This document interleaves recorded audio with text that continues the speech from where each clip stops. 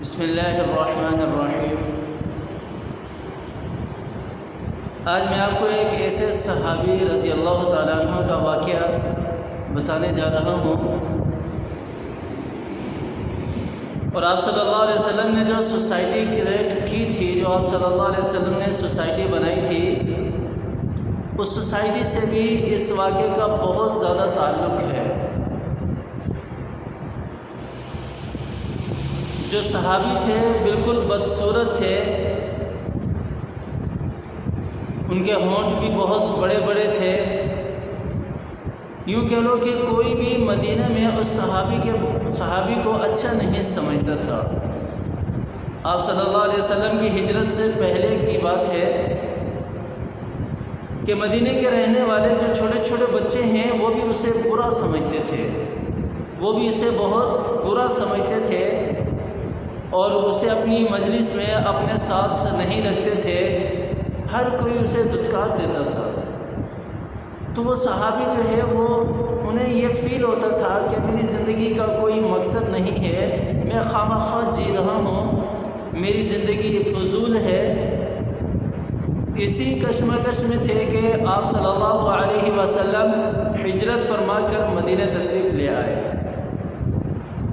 تو وہ صحابی جو ہے وہ آپ صلی اللہ علیہ وسلم کی مجلسوں میں بیٹھنا شروع ہوئے، آپ صلی اللہ علیہ وسلم کی باتیں سننا شروع ہوئے، اور آپ صلی اللہ علیہ وسلم کی سوسائٹی کے بارے میں تو ہمیں پتہ ہے کہ آپ صلی اللہ علیہ وسلم نے کیسی سوسائٹی کریٹ کی، آپ صلی اللہ علیہ وسلم نے کیسے افراد جو تھے ان کو جمع کیا، اور کس طرح انہیں تربیت دی، اور کس طرح معاشرے کے اندر اس وقت جو بگاڑ اور جو فساد، اور اس وقت جو سود اور حرام اور جو گناہ اور جو جہالت تھی، اس جہالت کو، ان گناہوں کو ختم کیا۔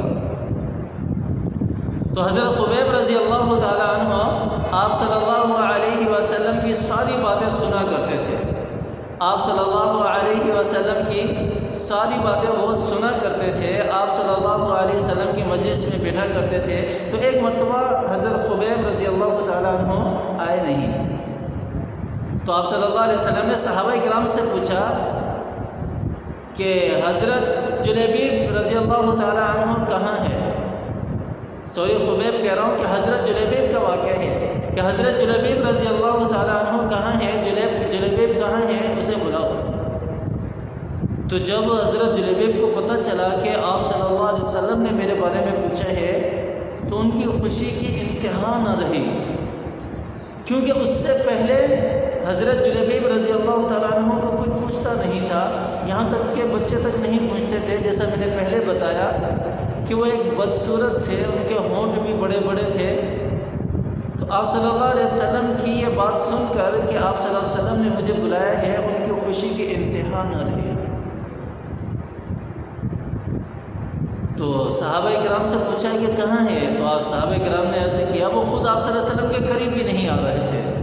پھر صحابہ کرام نے کہا یا رسول اللہ، جلیبیب حاضر ہے، آپ صلی اللہ علیہ وسلم نے بلایا کہ جلیبیب قریب آؤ، قریب آؤ۔ اب وہ قریب نہیں آ رہے نا، شرما رہے، شرماتے قریب آ رہے۔ جب آپ صلی اللہ علیہ وسلم کے بالکل قریب آئے حضرت جلیبیب رضی اللہ تعالیٰ عنہ، تو آپ صلی اللہ علیہ وسلم نے پوچھا جلیبیب شادی کرو گے؟ جلیبیب شادی کرو گے؟ تو حضرت جلیبیب رضی اللہ تعالیٰ عنہ کہنے لگے یا رسول اللہ، میرے ساتھ کون شادی کرے گا؟ میں بدصورت ہوں، میرے پاس نہ مال و دولت ہے نہ کچھ ہے، جیسا کہ آج کل ہم نے کلچر بنا لیا ہے، آج کل ہم نے جو ایک رواج بنا لیا ہے کہ جس کے پاس جاب ہے یا جس کے پاس نوکری ہے یا جس کے پاس پیسہ ہے، مال و دولت ہے، گھر جائیداد ہے، بس اسی کو اپنی بیٹی دینی ہے، اس کے علاوہ کسی کو نہیں دینی۔ آپ صلی اللہ علیہ وسلم نے فرمایا کہ اگر تمہارے پاس کوئی رشتہ آئے اور اس رشتے میں تم اس کے دین کو دیکھو، اس کے کردار کو دیکھو، اس کے اخلاق کو دیکھو، اگر یہ چیزیں اس کے اندر پائی جاتی ہیں، اس کے باوجود بھی اگر تم اسے رشتہ نہیں دیتے، نہ کر دیتے ہو، تو یہ معاشرے میں فساد کا باعث بنے گا، بگاڑ کا باعث بنے گا، جو کہ آج کل ہو رہا ہے۔ تو حضرت جلیبیب رضی اللہ تعالیٰ عنہ نے کہا کہ یا رسول اللہ، مجھ سے کون شادی کرے گا؟ آپ صلی اللہ علیہ وسلم نے پھر پوچھا آپ شادی کرنا چاہتے ہیں؟ تو حضرت جلیبیب رضی اللہ تعالیٰ عنہ نے کہا کہ ہاں ہاں میں شادی کرنا چاہتا ہوں۔ تو آپ صلی اللہ علیہ وسلم حضرت جلیبیب کا پرپوزل لے کر مدینے کی جو متقی عورت، جو پرہیزگار عورت ہے، اس کے گھر جاتے ہیں۔ جا کر والدین کو کہتے ہیں کہ پرپوزل آیا ہے۔ وہ سارے خوش ہوتے ہیں، وہ سمجھتے ہیں کہ آپ صلی اللہ علیہ وسلم اپنے لیے پرپوزل لے کر آئے ہیں، خود شادی کرنا چاہتے ہیں۔ تو آپ صلی اللہ علیہ وسلم نے فرمایا کہ نہیں، میں جلیبیب کے لیے لے کر آیا ہوں، جلیبیب کے لیے لے کر آیا ہوں۔ تو اس کی والدہ وہ سر پکڑ کے بیٹھ گئی، کہنے لگے نہیں نہیں، جلیبیب کے لیے نہیں، اور بھلے کوئی بھی ہو، جلیبیب کو میں اپنی بیٹی نہیں دوں گی۔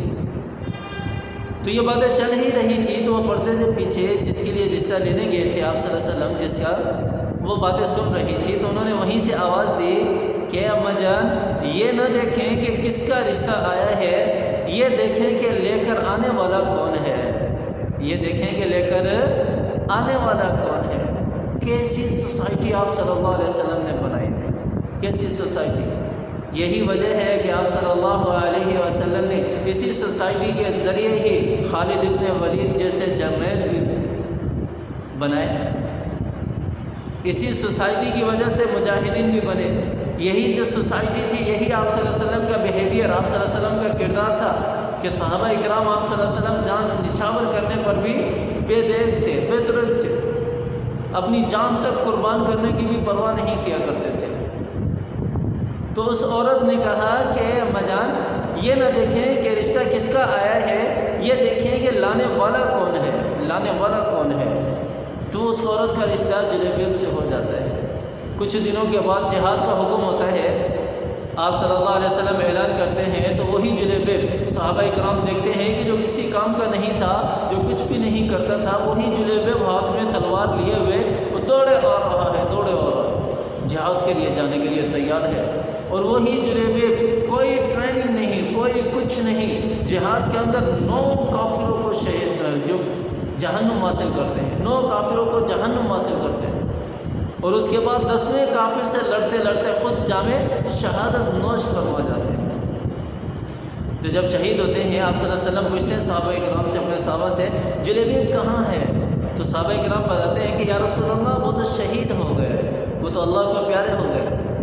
آپ صلی اللہ علیہ وسلم کو بتایا جاتا ہے، آپ صلی اللہ علیہ وسلم کو اس کی لاش کے قریب لایا جاتے ہیں، تو آپ صلی اللہ علیہ وسلم جلیبیب کی لاش کے اوپر کھڑے ہو کر یہ کہتے ہیں، 3 دفعہ یہ ارشاد فرماتے ہیں کہ جلیبیب مجھ سے ہے اور میں جلیبیب سے ہوں، جلیبیب مجھ سے ہے اور میں جلیبیب سے ہوں، جلیبیب مجھ سے ہے اور میں جلیبیب سے ہوں۔ کیسی محبت تھی، کیسی محبت تھی۔ آج ہمارا معاشرہ دیکھ لیں، ہمیں اگر شادی کرنی ہوتی ہے، سب سے پہلے ہم کیا دیکھتے ہیں کہ بندے کے پاس پیسہ کتنا ہے۔ ہمیں شادی کرنی ہوتی ہے تو سب سے پہلے ہم دیکھتے ہیں کہ بندے کے پاس جائیداد کتنی ہے، ان ساری چیزوں کو دیکھتے ہیں۔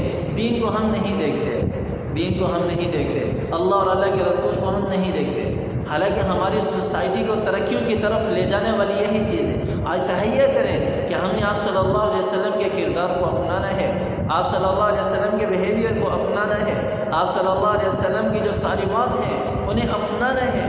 کس طرح آپ صلی اللہ علیہ وسلم نے جلیبیب کے دل کے اندر محبت ڈالی، اور کس طرح اللہ تعالیٰ نے اس عورت کے دل کے اندر محبت ڈالی، اور کس طرح آپ صلی اللہ علیہ وسلم کے ذریعے اللہ تعالیٰ نے صحابہ کرام کے دل میں محبت ڈالی۔ وہی جلیبیب جنہیں کوئی پسند نہیں کرتا تھا، سب پسند کرنے لگے۔ وہی جلیبیب جو کسی کام کا نہیں تھا، اس نے 9 کافروں کو واصل جہنم کیا، اور خود بھی جامع شہادت جو ہے وہ نوش فرما۔ تو اللہ تعالیٰ ہمیں اسلام پر چلنے کی توفیق عطا فرمائے، اللہ تعالیٰ ہمیں اسلام کی سمجھ عطا فرمائے۔ اسلام ایسی کوئی معمولی نعمت نہیں ہے، معمولی نعمت نہیں۔ لا الہ الا اللہ محمد رسول اللہ، یہ صرف زبان سے ادا کرنے کا نام نہیں ہے، یہ عمل، یہ جو لباس ہم نے پہن لیا ہے نا اسلام کا، آپ صلی اللہ علیہ وسلم کی شریعت کا، اس لباس کی حفاظت کرنا، اس لباس کی حفاظت کس طرح ہوگی؟ وہ اعمال کے ذریعے ہوگی، وہ اللہ تعالیٰ کی فرما برداری کے ذریعے ہوگی، وہ آپ صلی اللہ علیہ وسلم کی فرما برداری کے ذریعے ہوگی، وہ قرآن پر عمل کرنے کے ذریعے ہوگی۔ ہمارے پاس نہ قرآن ہے، نہ آپ صلی اللہ علیہ وسلم کی سنتیں ہیں، نہ اللہ تعالیٰ کے احکامات ہم پورے کرتے ہیں، تو ہمارے اوپر جو اسلام کا لباس ہے وہ بالکل بوسیدہ ہو چکا ہے، بالکل بوسیدہ ہو چکا ہے۔ آئیں، نیت کریں، تہیہ کریں کہ ہم نے اسلام کو زندہ کرنا ہے، اپنے لباس کو نیا بنانا ہے۔ اللہ تعالیٰ ہمیں سمجھ عطا فرمائے اور ایسی ہی سوسائٹی کریٹ کرنے کی توفیق عطا فرمائے جیسی آپ صلی اللہ علیہ وسلم نے کریٹ کی۔